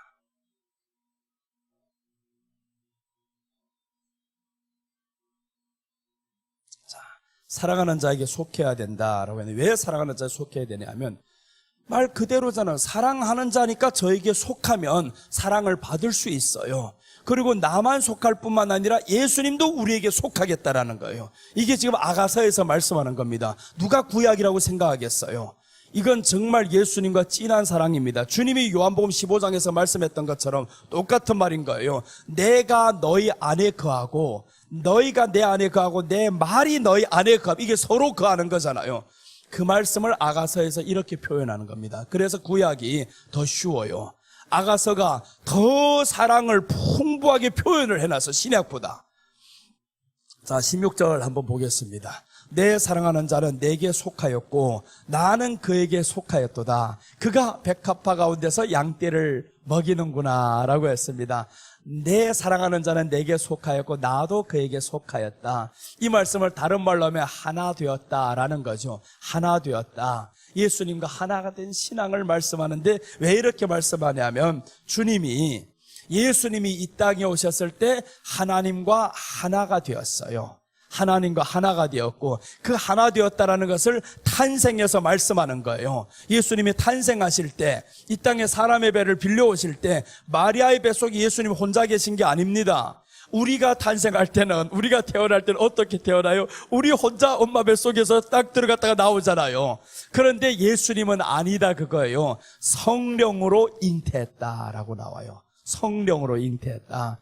그러니까 예수님과 성령님은 하나인데 이 성령님이 하나님인 거예요. 이 하나님이 지금 이제는 성령으로 예수님께 잉태를 해버렸어요.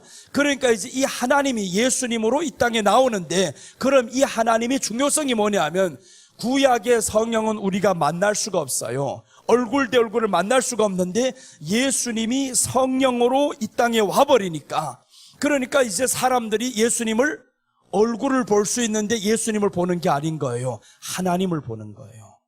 그래서 이제 신약이 중요한 것이 하나님을 볼 수 있는 하나님으로 믿을 수 있어요. 볼 수 있는 하나님. 구약은요, 볼 수 없는 하나님입니다. 만나면 죽는다라고 말씀해요. 모세가 그렇게 하나님의 얼굴을 보기 원해서 하나님 보여주세요라고 했는데 등만 보여주잖아요. 등만 보여줍니다. 얼굴 못 봅니다. 그런데 얼굴 본 사람이 있어요. 아브라함이 얼굴을 봤어요. 이사야가 얼굴을 봤어요. 아브라함은 얼굴 보고 자기가 죽는다 소리를 안 합니다. 아브라함이 언제 만났냐면 창세기 14장에서 멜기세덱을 만났습니다. 살렘왕을 치고 돌아오는데 멜기세덱이 나타나잖아요. 떡과 포도주를 주잖아요. 예수님의 십자가를 아브라함에게 보여준 겁니다. 그래서 예수님이 요한복음에서 말씀하는데 너희 조상 아브라함이 나를 보고 주라 했다라고 말하는 거예요. 너희 조상 아브라함이 나를 봤다. 그런데 그 아브라함이 나를 주라고 했다라는 겁니다. 언제냐? 창세기에서 멜기세덱과 아브라함의 만남이 있었어요. 그때 만난 겁니다. 그래서 이제 이 훗날에 보면 참 중요한 게 예수님이 성령님으로 이 땅에 오시는데 구약에서 그래서 이사야가 보신 거예요. 하나님을 본 거예요. 눈으로 봤어요. 눈으로 봤다는 건 누구로 봤냐면 이 땅에 오실 예수님을 본 거예요. 예수님의 모습을 본 거예요. 그래서 그 예수님을 보고 났더니 뭐라고 말씀하냐면 내가 화로다 화로다 라고 말하는 거예요. 사람이 눈으로 하나님을 보면 화가 있어. 왜 있냐면 죄인이거든요. 죄인이 눈으로는 영의 모습을 볼 수가 없습니다. 보면 안 되는 거예요. 그런데 하나님이 저에게 숯불을 확 찢어주는 거예요.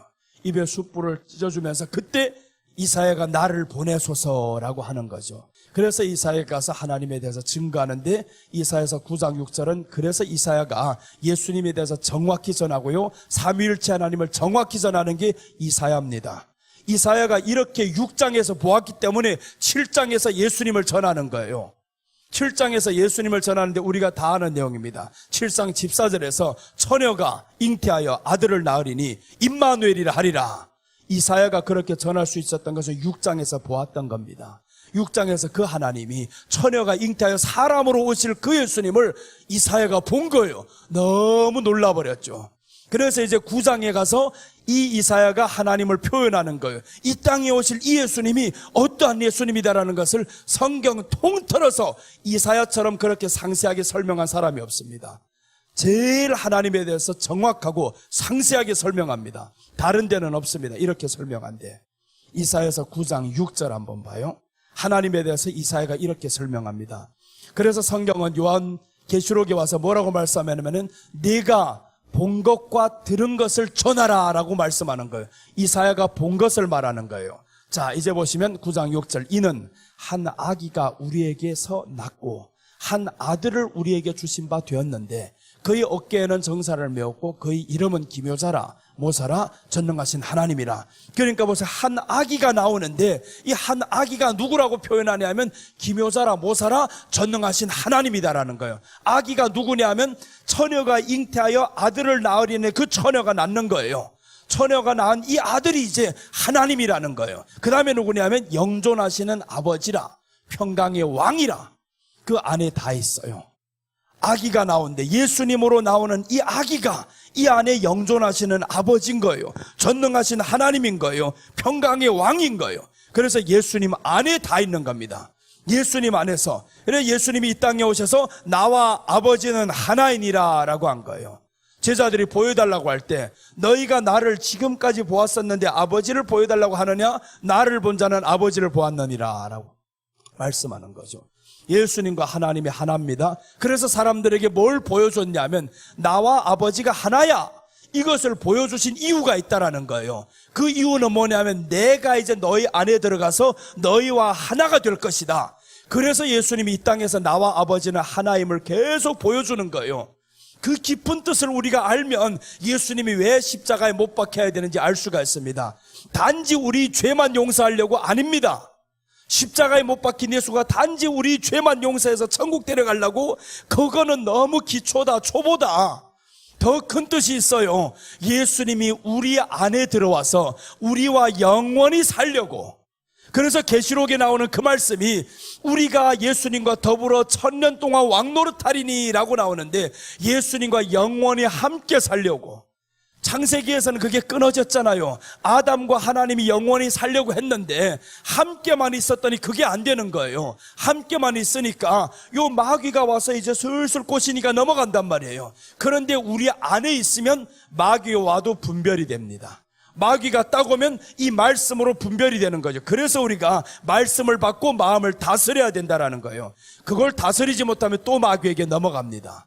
성령님을 우리에게 주신 이유가 있습니다. 성령님이 언제 오느냐 하면 예수님이 십자가를 지셔야 성령님이 오십니다. 그럼 성령님이 오셔서 어디 안에 거하시냐? 우리 안에 거하시잖아요. 이제는 눈으로 보던 이 하나님이 우리 안에 들어오는 거예요. 그러니까 우리가 지구상에서 가장 큰 축복인 것이 마리아보다 더 큰 축복이 우리입니다. 마리아가 지금 엘리사벳을 만났을 때 이렇게 말씀합니다. 엘리사벳이 여인 중에 네가 복이 있도다 라고 합니다.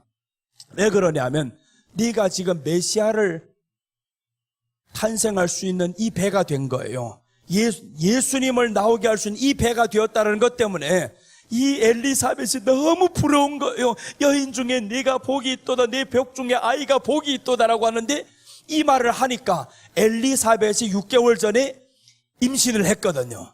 이 엘리사벳 안에서 누가 충만하여 하는가 봤더니 이 요한이 이 안에서 발을 차고 난리가 났어요. 충만하고 내가 예수님 봤다 이거지, 이 안에서.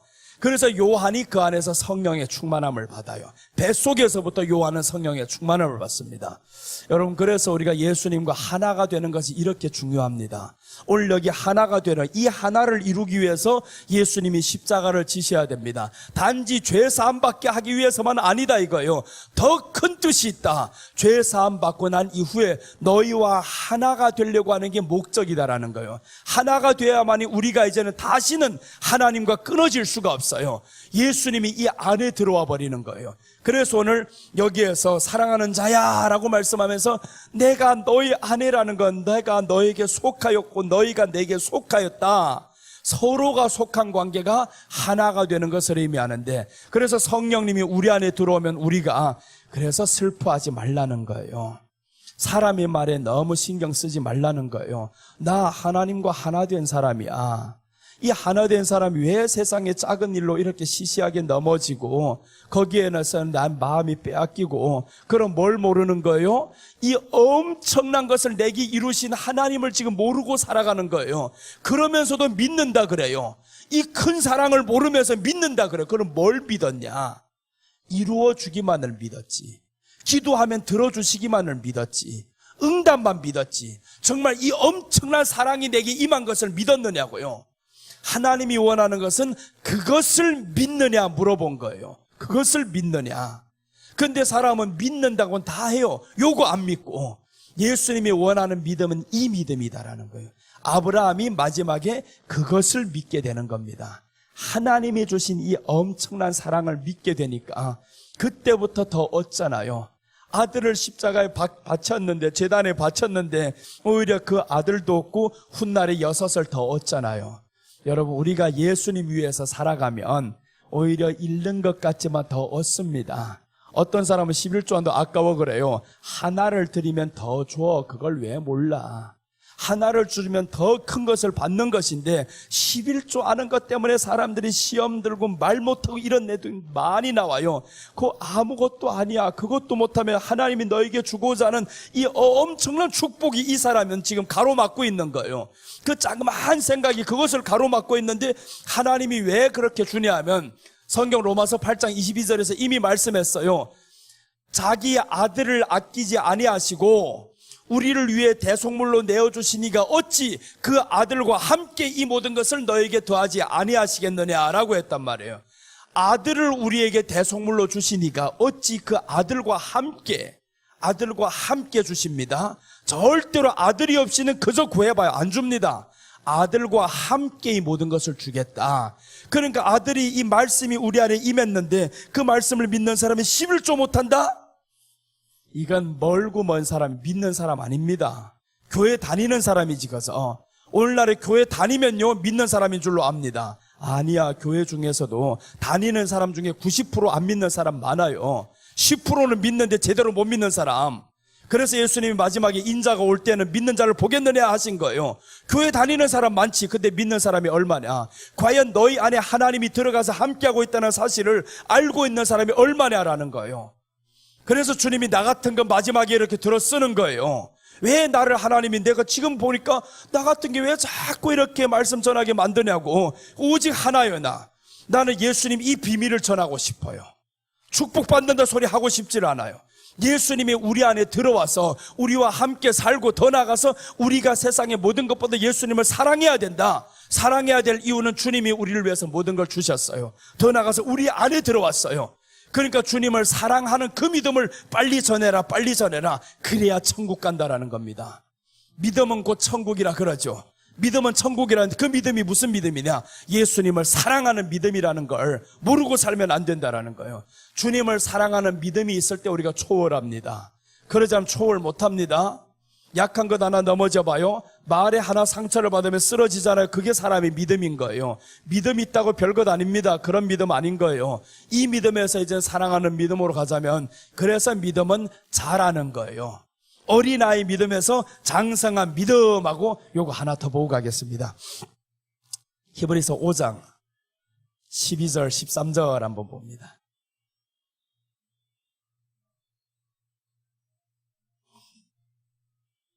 히브리서 5장 12절 13절 보면, 때가 오래되었으므로 너희가 마땅히 선생이 되었을 터인데 너희가 다시 하나님의 말씀의 초보에 대하여 누구에게서 가르침을 받아야 할 처지니 단단한 음식은 못 먹고 젖이나 먹어야 할 자가 되었다. 자 보세요. 때가 오래가 되었다죠. 때가 오래가 되었으면 그럼 이미 가르치는 수준에 와야 되는데 아직도 가르침 받는 젖이나 먹는 어린아이가 되었대요. 어린아이는 언제 문제가 되냐 하면 환난 날에 어린아이는 화가 있습니다. 자, 그래서 이제 어린아이가 되었다라고 하죠. 젖이나 먹어야 할 처지가 되었다. 자, 그 다음에 13절입니다.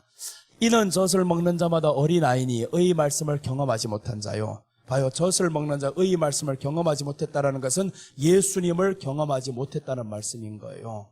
예수님을 모른다 이 말인 거죠. 아니, 말씀은 믿는데, 믿음은 있는데 어린아이인데, 그런데 예수님을 경험하지 못한 사람들, 그게 믿는 사람입니까?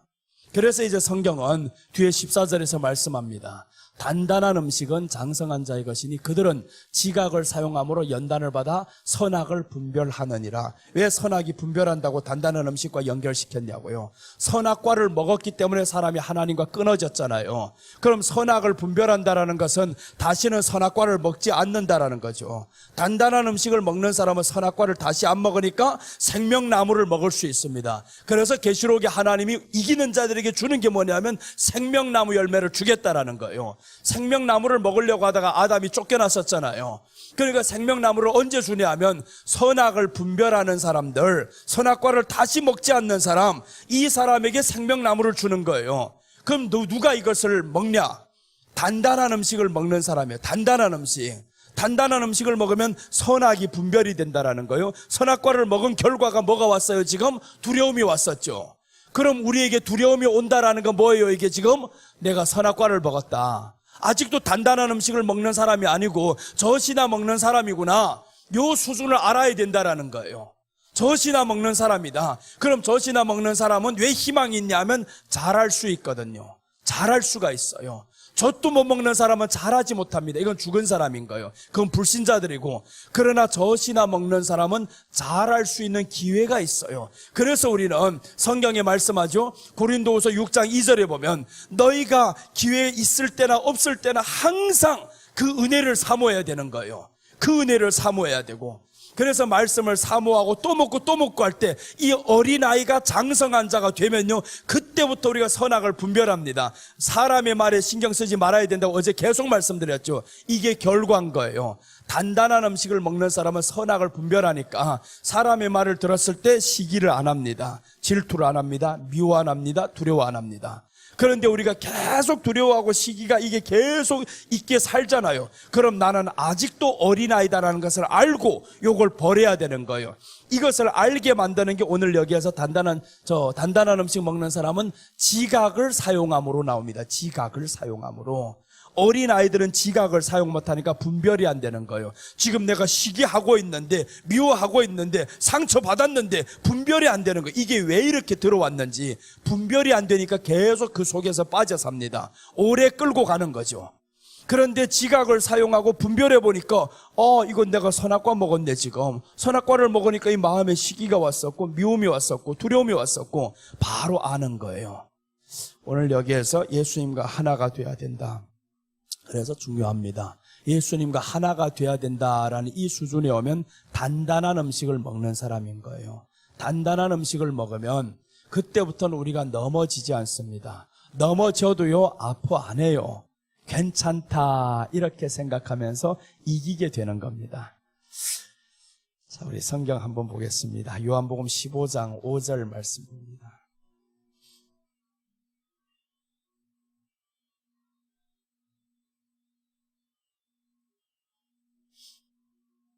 요한복음 15장 5절 보시면 나는 포도나무요 너희는 가지라. 그가 내 안에 내가 그 안에 거하면 사람이 열매를 많이 맺나니 나를 떠나서는 너희가 아무것도 할 수 없습니다. 자, 보세요. 사람이 열매를 많이 맺는다고 했었죠. 사람이 열매를 맺는다고 했는데 내가 너희 안에 너희가 내 안에라는 것은 성령님이 오신 상태를 의미해요. 성령님이 우리 안에 들어오신 상태를 의미하는데, 그럼 이게 무슨 열매냐면 성령의 열매를 말한다는 거죠. 성령의 열매, 뭐 삶에서 나타나는 이런 열매를 말하는 게 아니에요. 내가 예수님을 믿어서 예수님과 이제 하나가 되어서 삶의 열매들을 오늘 이 복 받았어요, 저 복 받았어요, 응답 받았어요, 이런 열매를 말하는 게 아니라는 거예요. 근데 사람은 왜 그것을 생각하냐 하면 땅의 생각을 버리지 못하기 때문에 땅의 것만 보이는 거예요. 이 열매만. 이게 열매인 줄로 알아요. 근데 성경을 뚜렷하게 잘 보면 그 뜻이 아니다라는 거예요. 내가 너희 안에 너희가 내 안에 있다라는 것은 언제냐 하면 이게 시기를 말씀하는데 예수님이 십자가에 못 박혀 죽은 후를 의미해요. 그리고 성령님이 우리 안에 들어와야 서로가 하나가 되는 거예요. 이 하나가 되었을 때 그러면 사람이 열매를 많이 맺나니라고 했습니다. 열매를 맺는데 어떤 열매일까? 성령님이 들어오면 성령의 열매를 맺겠죠. 성령이 들어왔는데 다른 열매 맺겠냐고요. 성령의 열매. 그래서 성령의 열매가 사랑이 먼저 시작됐는데 그 사랑이 누구냐 하면 예수님이 제자에게 물어봤던 그 사랑입니다. 네가 이 사람들보다 나를 더 사랑하느냐, 이 사랑을 예수님이 말하는 성령의 열매인데, 근데 사람들은 사랑을 한다고 하면 어떤 사람만 사랑할래요? 자꾸 사람 사랑하려고 그래. 사람 사랑해. 나를 때리는 남편을 사랑하려 그래. 그런 인간이 있으면 이혼해라. 나는 이래버립니다. 아예. 때리는 인간은 어디 나왔어? 이거 하나님의 백성인데 누가 때려 이거? 그러니까 자꾸 고통스럽게 살아가는 거예요. 그걸 사랑해라는 줄로 알고 그렇게 배웠거든요. 들었거든요. 그러니까 하나님의 백성이 계속 괴롭게 살아가는 겁니다. 모르니까. 오늘 여기서 사랑과라고 했는데 처음에 성령 열매는 사랑인 거예요. 그 사랑 뒤에 희락이 나오는데 희락은 찬양하라고 했습니다. 사랑이라는 것은 예수님을 사랑하라라는 거예요. 예수님이 물어보잖아요. 너희가 이 사람들보다 나를 더 사랑하느냐. 그걸 물어봤는데 왜 자꾸 사람 사랑하려고 하냐고. 우리는 사람 사랑해야 될 의무가 없어요. 사람 사랑은 누가 하냐면 내 안에 성령님이 사람을 사랑하는 거지 내가 하는 게 아닙니다. 성령님이 이 안에 들어와서 원수를 사랑하는 거예요. 나보고 원수 사랑하라는 말이 아닌 거예요. 성령님이 이 안에 들어와서 성령님이 능력으로 하면 내가 힘들까요? 안 힘들까요?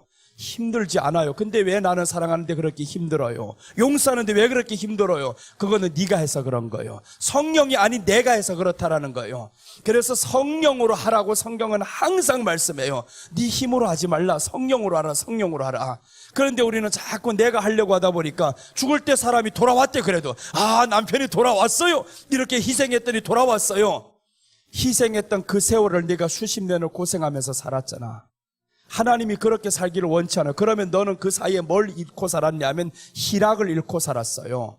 두 번째, 성령 열매는 안 보이냐? 하나님이 원하는 것은 우리에게 항상 기뻐하라는 것은 명령입니다. 근데 그렇게 하면서 네가 기뻐하면서 살아왔느냐? 그걸 잃어버렸다라는 거, 더 소중한 걸 잃어버렸어요. 한 영혼이 돌아온 것 같지 너도 지금 예수님 사랑이 안 되는데 그 사람이 사랑이 되겠냐? 절대 그저 교회만 나왔을 뿐이지 교회 나온 것 보고 자기는 구원했다 그러는 거예요. 아닙니다. 교회 나왔다고 구원이 된 게 아닌 거예요. 이제 시작이 된 거지. 시작을 하려면 이루는데 그 이루는 과정에 아브라함은 25년이 걸렸습니다. 구원 하나 받는 게 쉬운 게 아닙니다. 예수님이 우리에게 구원을 이루시기 위해서 십자가에 못 박혀 죽기까지는 3년 반이라는 세월을 가르쳤습니다. 그리고 철저히 보여주고 성령을 받기까지 너희가 이 성을 떠나지 말라는 거예요. 구원 이루는 거 그렇게 쉬운 게 아니라 영접기도 했다고 해가지고 나 구원받았네 떠들지 말라는 거예요. 영접기도 그렇게 중요한 게 아닙니다. 세례를 받았다고 구원받았다고 착각하지 말라는 거예요. 구원은 예수님을 사랑하는 단계가 구원인 거예요. 사랑이 돼야 구원인 거예요. 그런데 사랑도 안 되면서 구원받았다고 하는 거예요. 오늘날에 다.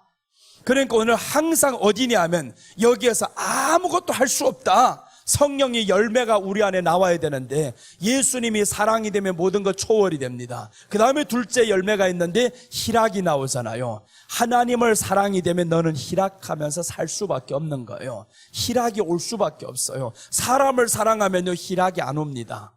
기쁘지 않아요. 힘들어요. 그런데 하나님을 사랑하다 보니까 희락이 따라 나와요, 이게. 그래서 이제 희락이 오고 셋째가 화평이 나오잖아요. 이렇게 희락이 오고 뒤에 따라 나오는 건 당연히 화평이 오죠. 누구와의 화평이냐면 하나님과의 화평이 이루어지니까 이웃과의 화평이 이루어지는 겁니다. 그 화평은 누가 이루었냐면 예수님이 이루어가는 화평인 거예요. 내가 이루어가는 화평이 아닙니다. 다 내가 하려고 합니다. 사람이 내가 하려고 하니까 사는 게 힘들어요. 교회의 생활이 힘들어집니다. 예수님 믿는 생활은 이 아가서에 보면요, 술람미가 뭐라고 말씀하냐면 너는 나를 잔치집으로 인도하라는 거예요. 잔치집으로 인도해라. 우리가 교회 생활은 잔치집인 거예요. 항상 즐겁고 기쁘고 행복하고 이게 잔치집인데, 그런데 내 믿음 생활이 잔치집이냐고요. 아니잖아요. 힘들잖아요. 너무 지치고. 그렇게 하는 것은 이제는 바꿔야 된다라는 겁니다. 바꿔서 주님 사랑합니다, 내가 하려고 하는 것이 아니라 성령님이 하여 주시옵소서. 그렇게 맡기면서 오늘 이렇게 너희가 나를 떠나서는 아무것도 할 수 없다, 내 안에 거해야 된다, 그럼 열매를 맺는다라고 했었죠. 이제 열매 맺는 삶을 구약을 통해서 한번 보여드릴게요. 자, 사무엘하 9장 6절 한번 보겠습니다.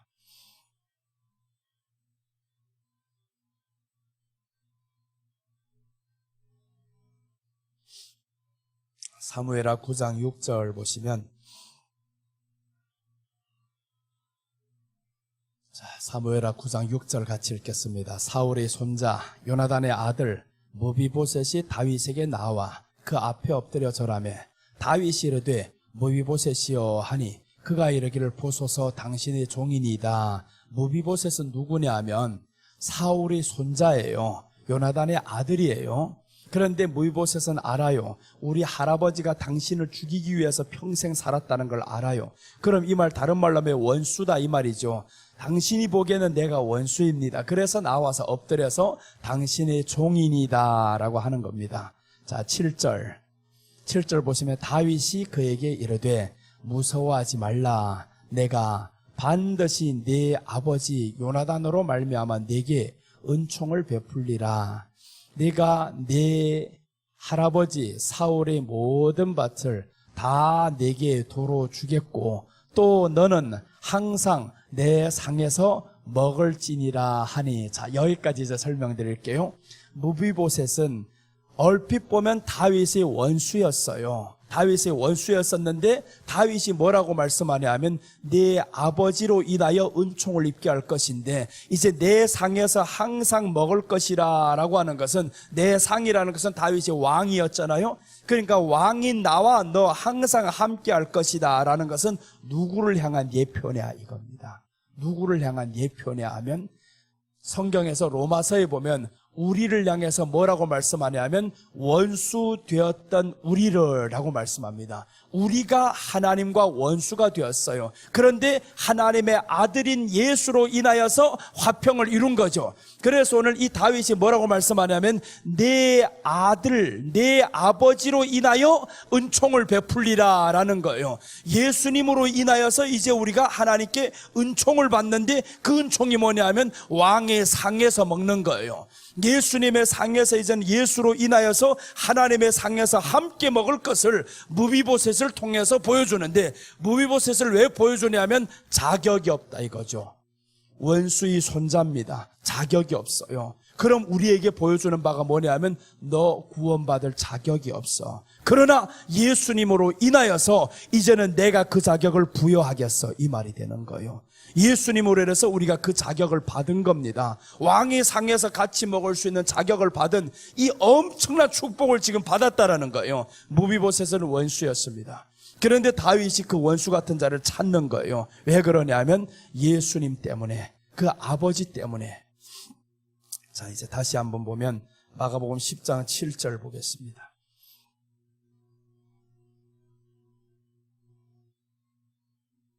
이제 이제 방금 전에 봤던 그 말씀 더 뒤로 가보면요, 무이보셋이 고백합니다. 죽은 개 같은 나를 돌아보시나이다, 이렇게 말씀하는 거예요. 죽은 개 같은 나를 돌아보시나이다 라고 했는데, 이제 마가복음 10장 7절 보시면, 자 보세요. 이러므로 사람이 그 부모를 떠나서 8절 그 둘이 한 몸이 될지니라. 이러한즉 이제 둘이 아니요 한 몸이니. 이게 누구를 위한 말이냐 하면 사람이 부모를 떠나서라는 것은 예수님과 하나가 이룰지니라는 말씀인 거예요. 예수님과 하나가 이제는 될지니, 부모를 떠나서. 그런데 부부간에 될 일을 말하는 줄로 알고 있어요. 아닌 거예요. 사람이 부모를 떠나서 이제는 예수님과 하나가 될지니, 부모라는 것은 세상 의지하고 살던 것, 이제 세상 의지하고 살던 것 다 떠나서 예수님과 하나가 될지니라고 하는 거예요. 9절 보시면, 그러므로 하나님이 짝지어 주신 것을 사람이 나누지 못할지니라 하시랴. 그러니까 이것을 계속 부부관계에만 말하는 거예요. 하나님이 짝주신 것이다. 하나님이 짝주신 것이다. 하나님이 짝지어 주신 것은요, 부부가 아닌 예수님과 우리를 짝지어 주신 거예요. 예수님과 우리를 짝지어 주신 것이지, 부부는 사람이 짝지은 거야. 지가 좋아서 만나놓고는 언제 하나님이 짝지었다 그래요. 그러니까 결혼식 할 때 하나님이 짝지었다 그러지, 그러기 전에 네가 먼저 눈 맞았지 언제 하나님이 짝지어 줬어요. 그래놓고 부부관계를 계속 말씀하는 거예요. 이 사람이, 하나님이 짝지어 주신 것을 사람이 나누지 못한다라는 거 뭐냐 하면, 우리와 예수님을 하나님이 짝지어 주셨어요. 그런 것을 사람이 나누지 못합니다. 이것의 결정판이 어디에서 나오냐 하면 에베소서 5장 30절과 31절, 여기에 대한 답이 나옵니다. 여기에 대한 답을 한번 봅니다. 에베소서 5장 30절 31절 보면, 우리는 그 몸의 지체임이니라 라고 하면서 31절 봅니다. 그러므로 사람이 부모를 떠나, 이제 그 말씀이죠. 똑같은 말씀이죠. 사람이 부모를 떠나 그의 아내와 합하여 그 둘이 한 육체가 될지니. 이제 32절 답이 나옵니다. 답을 잘 읽어보세요. 둘이 한 몸이 될지니 했는데, 이 비밀이 크도다. 둘이 한 몸이 되는 게 비밀이라는 거예요. 이 비밀이 크다. 그러면서 나는 그리스도와 교회에 대하여 말하노라. 자 보세요. 남자가 부모를 떠나서 여자와 한 몸을 이루는 것이 이게 비밀인데, 나는 그리스도와 교회에 대해 말한다는 거예요. 이거 지금 부부를 말하는 게 아니라 나는 그리스도와 교회에 대해서 말하노라. 그럼 남자가 부모를 떠났다는 그 남자가 누구예요? 예수님이 하나님의 아버지를 떠나서 이 땅에 와서 교회와 하나가 되었다라는 거죠. 우리와 하나가 되었다. 그것을 창세기에서부터 비밀로 감추어두고 설명했는데 눈이 가려지면 보이지 않는 거예요. 창세기에서부터 예수님이 이렇게 나와 있어요. 그래서 오늘 여기에서 보면 사랑하는 자에게 속했다라고 했는데, 이 둘을 짝지어 주신 것을 사람이 나누지 못합니다. 우리와 예수님이 하나가 된 것을 사람이 나누지 못한다라는 거예요. 그것을 말씀하는 건데, 왜 자꾸 부부관계에다만 이렇게 영리하말이 이 말씀을, 뒤에 엄청난 비밀이 말씀이 감추어져 있는데 사람을 고통 가운데 빠져넣습니다. 알코올 중독 걸려서 사람을 날마다 패고 있고 도박하면서 날마다 재산을 날리고 있는데 그걸 끝까지 참고 살아라는 거예요. 정말 성경을 모르면 그렇게 사람을 고통 가운데 빠뜨려 놓습니다. 나 우리 교회 권사님이 남편이 도박하는 사람이 있어요. 그 얘기를 하는 거예요. 목사님, 남편이 도박합니다. 기도해 주세요. 딱 불러놓고 말했어요. 그걸 왜 기도합니까? 헤어지세요. 나가세요, 빨리. 그렇게 해서 남편하고 이제 권사님이 가서 이제 당당하게 그래요. 도박 한 번 더 하면 이혼이야. 이래버린 거예요. 그래서 이 남편이 이 옆에 내게 어디 가서 지금 잘못 먹고 와나 한 번도 안 그러더니, 우리 교회 오기 전까지는 계속 참고 살았거든요. 얼굴 보니까 찌부러져서 이거 상이 아닌 거예요. 그래서 그때부터 말한 거예요. 이혼하세요. 그렇게 살지 마세요. 이 권사님이 이런 목사 처음 본 거예요. 젊어가지고 이 혈기왕성해서 이런 줄로 알아요. 아니요, 나는 성경이 그렇게 말씀하고 있어요. 그래서 이제 이혼하라고 당장 막 시켜버렸습니다. 그랬는데 이 사람이 집에 가서 이제 보니까 밥도 안 해줘. 도박하면 인간도 아니야 이제. 그래서 살아, 그런 대로. 그렇게 해서 살다 보니까 이 남편이 여자가 바뀐 거예요. 이제는 확 바뀌어가지고 자기가 쥐어서 살아갑니다. 꼼짝 못해. 한 번만 더 해봐, 끝이야. 막 잃어버렸더니 내가 그래서 권사님 남편 떠나서 살 수 있어 없어요? 돈 벌 수 있냐고 없냐고 물어봐. 돈도 못 벌면서 가면 안 되잖아요. 고생이지. 그럼 참고 사는 게 낫지. 그거 알아야 되는 거. 현실을 보고 움직여야지.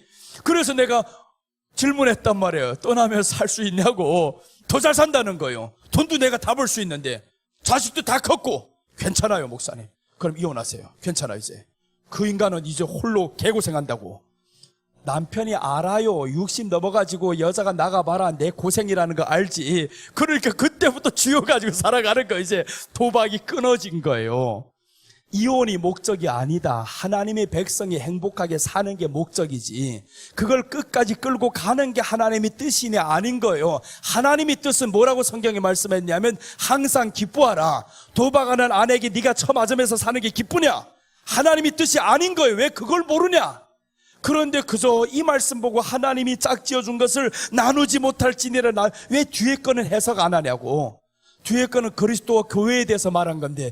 그래서 두 가정이 회복했어요. 두 가정이나 회복했어. 하나는 우리 교회 성도도 아닙니다. 그 집사님이 나를 너무 잘 섬겨가지고 만날 때마다 돈 주고 그래가지고 그래서 이제 돈이 사랑이라는 걸 알아요. 내가 그 집사님 보고 그래서 아들 셋인데 이 집사님이 돈을 대단히 잘 벌어요. 학원 하면서. 남편이 변호사 하다가 이거 안 하고 이제는 다 때려치워버리고 집에서 뭔 공부를 한다고 있는데 돈을 안 벌고 있는 거예요. 몇 년째. 그래 집사님 혼자 살 수 있어 없어요? 그래도 산다는 거. 학원 하면 넉넉히 살아간다. 애 셋이 있어요.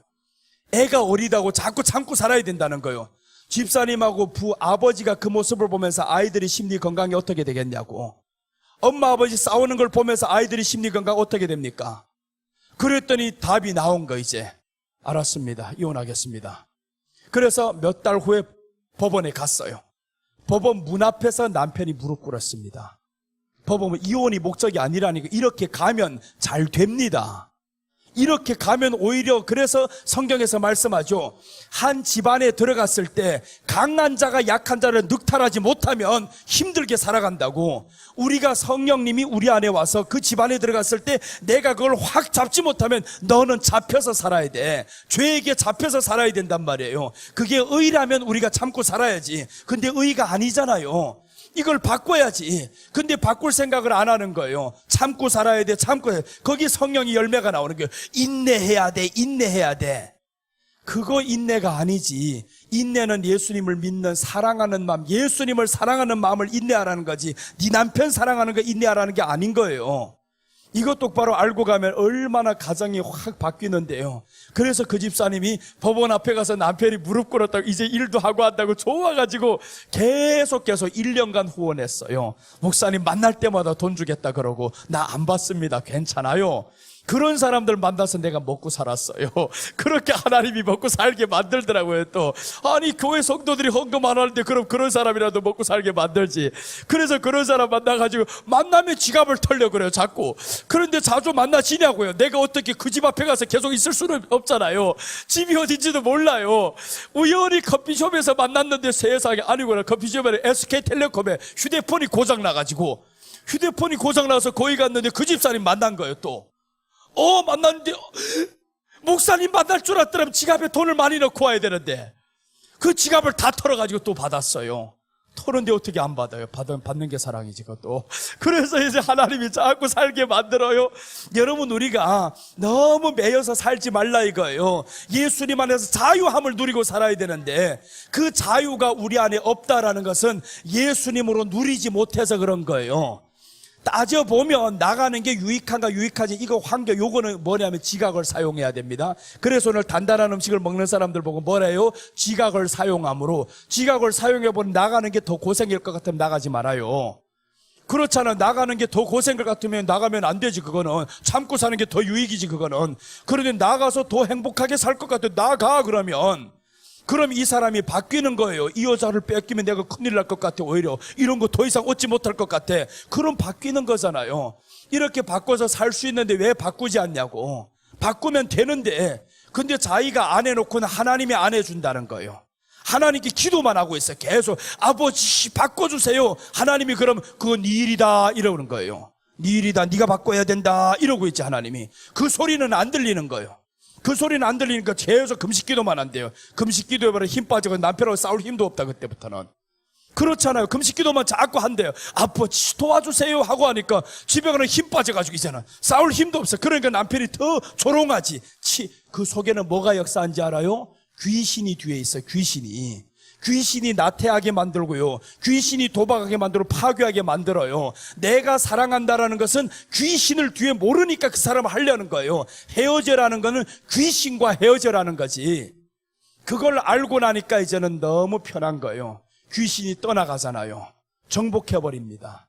여러분, 그래서 우리가 정말 승리하는 삶을 살아야 되는데 하나님의 말씀이 우리 안에 들어왔어요. 그럼 이제 예수님과 속해서 하나가 되면 우리 안에는 기쁨으로 살아갈 수 있습니다.